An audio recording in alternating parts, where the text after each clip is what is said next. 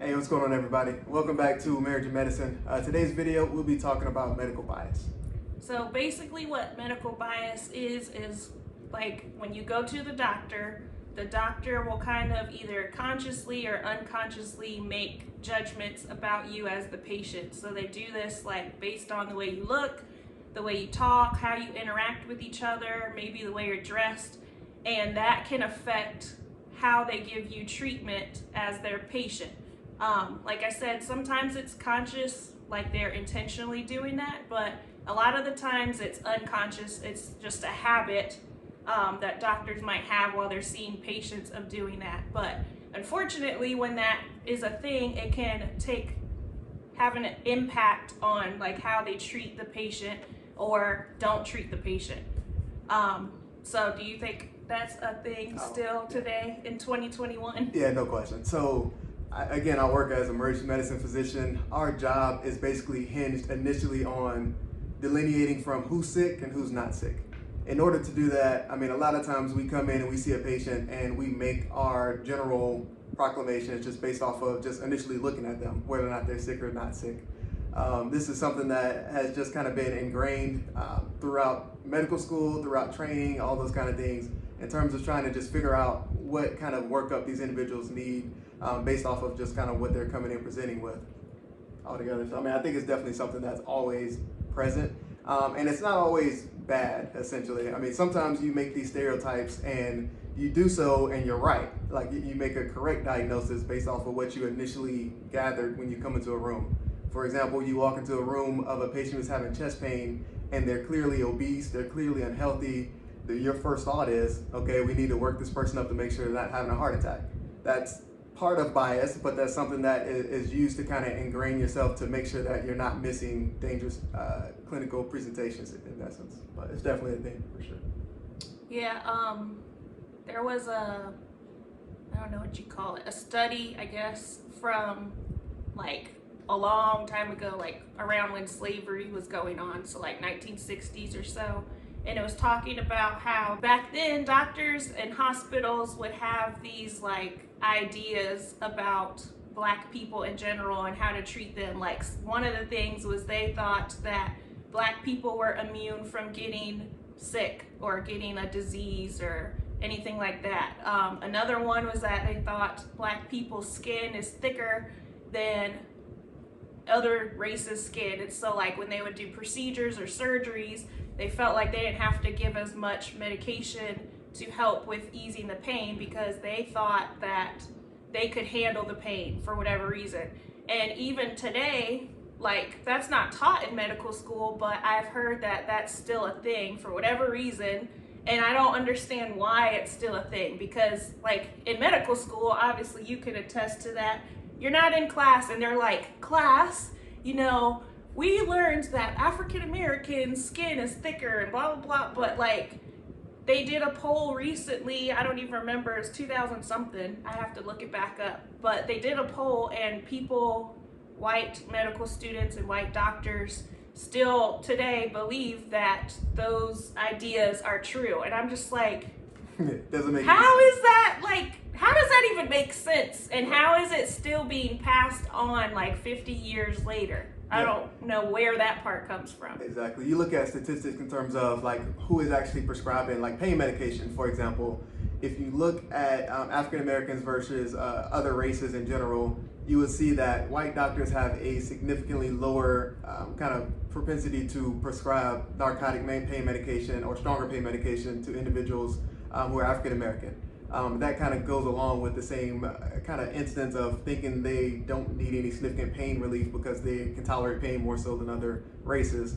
That also goes along with the initial idea of if you're African American, you are going to sell the prescription, you're going to do something illegal with it and those kind of things. So all of those kind of things kind of go into those kind of situations, unfortunately. Yeah, I heard a story on a podcast I was listening to. It's not funny, but this lady, I can't remember what she does, but she's a Black lady, and she was talking about how she went with a friend. I don't know what race her friend was, but she wasn't Black. She went for some kind of a procedure with her friend because she was going to drive her home. And so she got to sit there through the procedure whatever it was. And the lady was like conscious through the procedure. They gave her some pain medication and everything, but like she was still aware of what was going on.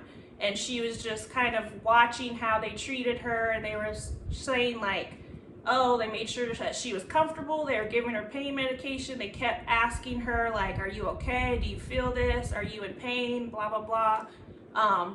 Like after the procedure, they were making sure to take good care of her and like help to get her to the car and all this stuff.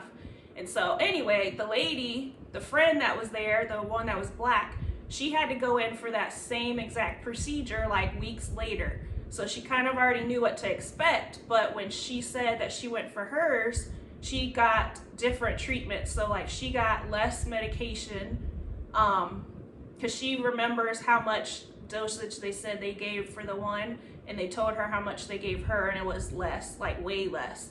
And they didn't ask as often like, are you in pain, or are you in discomfort, or anything like that. And so that made her realize like sometimes black people get treated a little bit differently than other races do when they go to the doctors, or for whatever reason, that kind of played into like the idea that, well, black people can handle pain better, or that their skin is this or that or whatever. So I thought that was that was like from 2019. So that was interesting. But another statistic I've heard I wanted to share in regards to African Americans is that black women and infants tend to have a higher mortality rate than any other race. So our mortality rate is actually 4 times higher than any other race. And so I wanted to ask, why do you think that is? Like, because I don't know why, and I've never heard it explained. So yeah, I think maybe just sharing our thoughts on why we think that is for the black community, that it's such a high, like when black women get pregnant, it's like, I don't know how to explain it. It's kind of like you have to be on high alert throughout your entire pregnancy and throughout your birth and all of that to make sure that nothing goes wrong. Yeah, I think altogether, it's pretty multifactorial. It kind of starts off with of course, economic disparities in general. Black individuals are generally at a lower economic class in general. And on top of that, that leads to increased difficulty with obtaining access to actual medical care. When you're not seeing the doctor pretty regularly, of course you're missing things. So you're missing that you're not getting diagnosed with diabetes appropriately, you're not getting diagnosed with hypertension, you're not being given the right medication in order to treat those type of conditions, which in turn increases your risk of many other kind of health problems such as heart attacks, strokes, all those kind of things that increases mortality. So I think the first issue is just not having enough access to the actual medical care in general. Another issue is kind of mistrust within the medical community. This has been something that's been kind of caused through multiple different causes. You can go back to the Tuskegee experiment, just different things like that has happened throughout history, and has definitely led to a significant amount of distrust within the kind of African American community when it comes with dealing with medical professionals in general. And that is something that can, I believe, mostly be improved by increasing the amount of diversity within medicine in general. I think that's kind of the main thing that needs to be done in order to try to help kind of get more trust within the medical community itself, kind of in general. Yeah, I was thinking maybe part of that is like genetics, like maybe there might be something in your family's, I mean, obviously I'm not a doctor, so I don't really know, but maybe like something as far as things that can be passed down from your parents or your grandparents, whatever. It could be passed down to you, and then you get pregnant, and that can play an impact on your pregnancy. But also maybe like nutrition, because typically in the black community we like to eat a lot of things that aren't healthy. Like we love soul food and like mac and cheese and chicken and all kinds of greasy things, chitlins, and I don't like chitlins. That all goes back to and that all goes back to the economic times during slavery and those kind of things, where of course those were what we were eating at that time.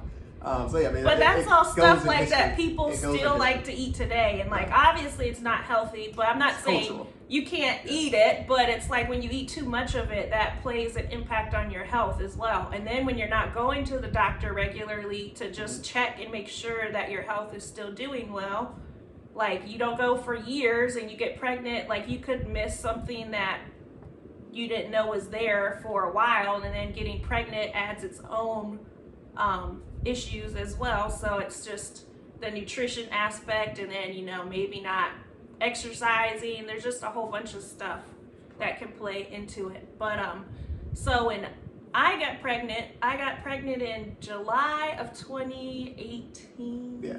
Like July of 2018, and Naya was born in March of 2019. I got pregnant pretty soon. Didn't take too long for me, but throughout our pregnancy, I didn't really have any issues. Like I didn't have any morning sickness. I didn't have really much swelling. I didn't have really anything. My pregnancy was really smooth. Pretty chill, Thankfully, the whole time. And my experiences at the OB-GYN weren't bad either. Like when I went, they made sure that you saw every single doctor. Like every visit, you would always see a different doctor, because they wanted to make sure that when it came time for you to deliver, you don't know who might be working that day. So they wanted you to be familiar with everybody. And so I liked seeing all of the different doctors. There were only 2 males and the rest were females. None of them were black, but I felt like I was being listened to as a first-time mom, and I felt like they helped prepare me for what to expect. I only had one instance where I didn't really like the doctor, and that was the very first appointment that we had. So when I got pregnant, I was maybe 2 weeks pregnant at the time. And when I called, they said that they asked about how long you are based on when your period is. And so they say we like to wait around 8 weeks for you to have your first appointment, because at that point, that's when they can do your ultrasound and stuff and see the baby better. So when I went for my first appointment, TJ went with me, and it was with one of the guys. He did the ultrasound and everything was fine, but I didn't like that at the end he was just saying you're in your first trimester. Basically it was just there's not much we can do at this point. You kind of just have to go through it and just see what happens. Essentially alluding to in your first trimester you can have a miscarriage. And I just didn't obviously I'm aware that that's a thing that happens in your first trimester, and it's very common. It happens 1 in every 3 or 4 women have a miscarriage, but I just didn't, I don't know. I didn't feel like that was needed at the time. I kind of felt like that was a little rude to be well, it's out of my hands. We're going to see what happens over these next 5 weeks. So that kind of turned me off, but I mean, that was the only time I had that doctor, so. It is, I don't know. I don't feel necessarily the same way. I feel like it was just one of those situations where he was just trying to inform and educate, try to set expectations. But I don't know. Sure, I guess maybe there are women, say teenagers or whatever, that get pregnant and they don't know anything, they don't even know about miscarriages, and so in that aspect, sure, I guess that would be helpful for them to know about. But I was just that's just part Joker, of the I'm aware, I'm already nervous about that enough, and you could be it's out of my hands. But anyway, so outside of that, I didn't have any issues at the OB-GYN. We had talked about if TJ was going to deliver the baby or not, because he was already in residency, and they were okay with him doing it, but ultimately we just decided not to, just because that was our last moment as a couple and just the 2 of us. So I wanted him more so to be there for me, right, rather than trying to catch the baby. But our birth story, so he had just got off a 3 to 12 shift, and literally an hour later I had felt this pop, and I was oh, I don't know what that was. Something felt weird. And then immediately after, I started having contractions. I didn't know at the time it was a contraction until they kept happening. And they were happening like every 5 minutes. Yeah, pretty. Like it wasn't even like, oh, you know, you have it and then an hour later you have another. Mine were like instant. So I went to sit on the toilet. No lie, because I thought like, well, my water hasn't broke yet. I didn't want it to break in the bed. So I was like, I'll just sit here in case it breaks. Because you can't go to the hospital right when you start having contractions. They typically want you to wait till you've had them for an hour every 5 minutes. So I was like, okay, well, we have to make sure I've had these for an hour. Have my stopwatch going. And so I just sat there for the whole hour. And even then I was like, should we go in or should we just stay here? Like, I don't want to go and they're going to send us home. And so we ultimately decided to go. I already had bags packed and everything. So the hospital is right down the street from where we lived.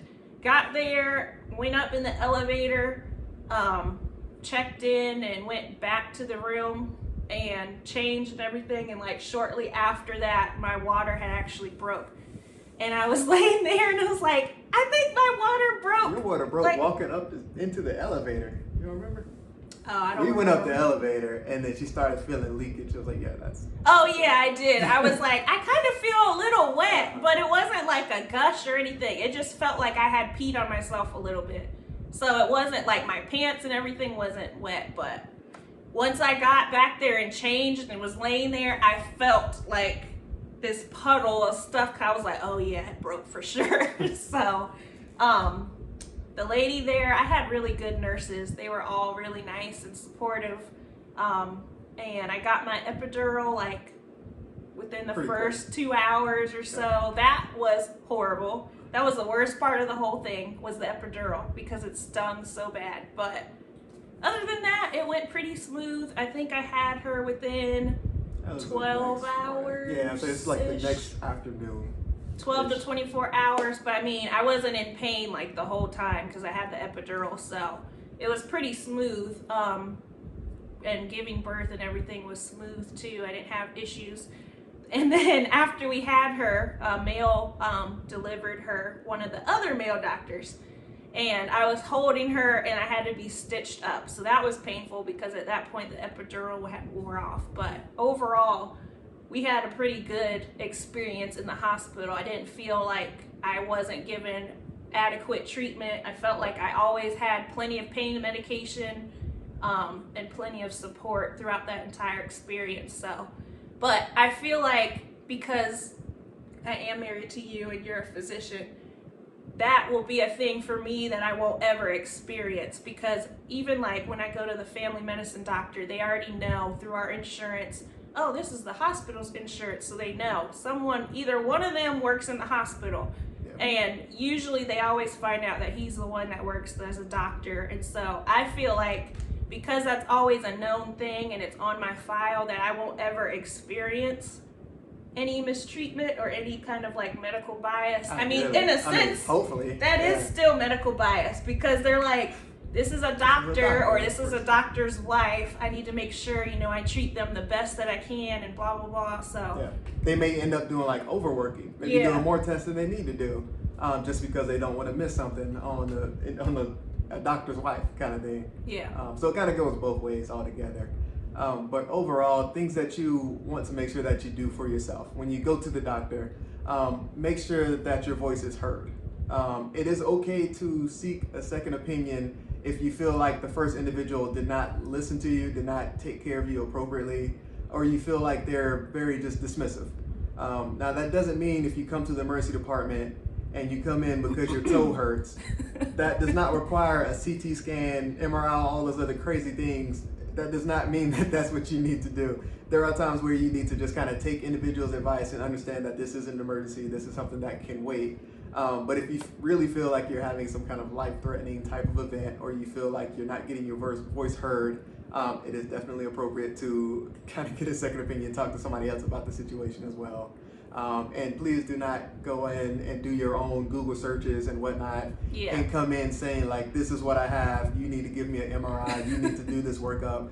That's not quite how that works there. There's a lot of things within medicine that at times unfortunately you need to kind of trust the medical system, and trust the individual that's taking care of you.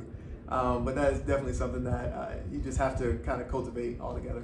Yeah, it's okay to ask questions. Like if you're not understanding something, or if you just don't feel like something's right, it's okay to question the person and be like, but why is that? Or like, just ask questions. It's better to dig and try to figure out what's going on than to leave and go home and you're confused and have no idea what happened. Exactly. I know for me, I had two separate instances where I had to like advocate for myself. One was before we were even married. I don't even know if we were engaged yet. No. But I had this bone. At the time, I didn't know what it was, but there was this big knot right here over my clavicle. Isn't this a clavicle? You got it. You got okay. It. Good job. So there was this big thing there, and I don't know, we couldn't figure out what it was, but I knew anytime I drove longer than an hour, because I drive with my left hand, anytime I drive longer than an hour, I started having pain right there, and then months after months of going through that, it would start to like go down my arm, and so I'd have to switch arms to get the pain to stop. But it was just weird. It randomly started happening, and so I had brought it up to my doctor the first time, and she's a Black physician, but she just kind of was like, oh, just take Tylenol or Motrin and kind of just monitor it to see if it gets bigger or smaller. So I'm like, okay, that was like pointless. Basically. So kept going on and on for months, and I'm just like, it's not going away. Like it just keeps getting worse. Like it was just here, now it's going through the arm. Like I don't understand what's going on. So I kept bringing it up to her. After like 3 times, she finally gave me a referral to try to figure out what it was, because she didn't know what it was. But I went to, I don't even know. I went to 2 separate places. I got an x-ray, they couldn't find anything.